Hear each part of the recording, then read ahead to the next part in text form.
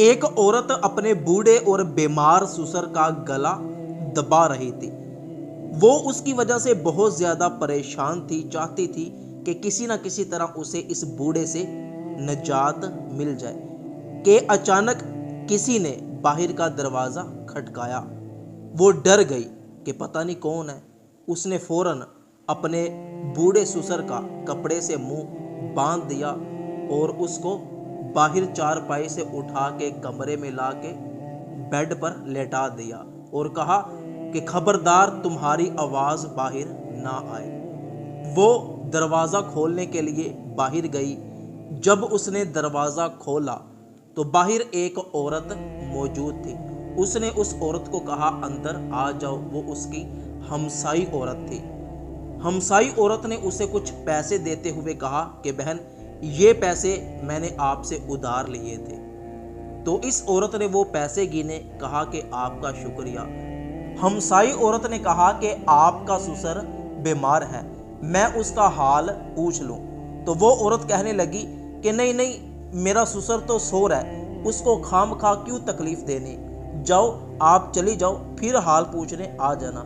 उसने उस औरत को बाजू से पकड़ के बाहर निकाल दिया। हमसाई औरत समझ गई कि कुछ तो गड़बड़ जरूर है। जब उसने कान लगाए तो अंदर से बूढ़े ससुर के रोने की आवाज आ रही थी। उसने दरवाजे के नीचे से जब देखा तो उसको पता चला कि वो औरत तो अपने बूढ़े ससुर का गला दबा रही है। तो वो दौड़कर अपनी छत पर गई। वो छत फैलांग कर इस औरत की छत पर आई। सीढ़ी के जरिए वो नीचे उतरी और भाग कर उसके कमरे में चली गई। उसको बाजू से पकड़ के उठा दिया। कहने लगी कि तुम्हें शर्म नहीं आती, तुम्हारे अंदर जरा भी इंसानियत बाकी नहीं है। तुम अपने बूढ़े बीमार ससुर के साथ कैसा जालिमाना सलूक कर रही हो।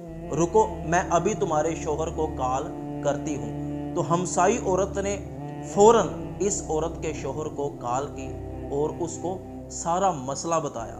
तो शोहर दौड़ता हुआ अपने घर आया, सीधा अपनी बीवी के पास गया। कहने लगा कि तुम्हें शर्म आनी चाहिए, ये तुम्हारे बाप की तरह है और मेरे काम पे जाने के बाद तुम मेरे बीमार बूढ़े बाप के साथ ऐसा बदतरीन सलूक करती हो।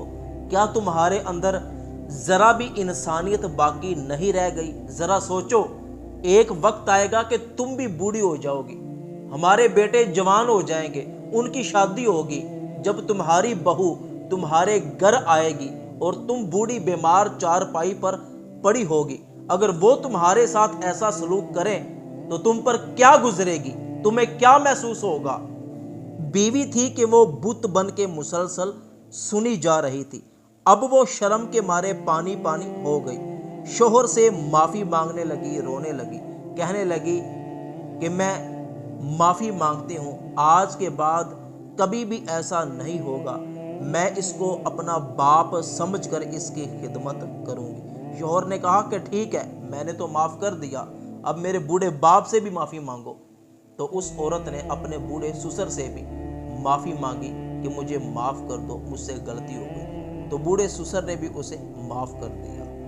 तो दोस्तों, ये दुनिया मकाफाते अमल है। अगर आज आप किसी के साथ बुरा सलूक करेंगे तो कल कोई और आपके साथ बुरा सलूक करेगा, आपको भी बुरा सलूक भुगतना पड़ेगा। इस वीडियो को अपने तमाम दोस्तों तक जरूर पहुंचाइएगा। हो सकता है आपके एक शेयर की वजह से किसी की इस्लाह हो जाए।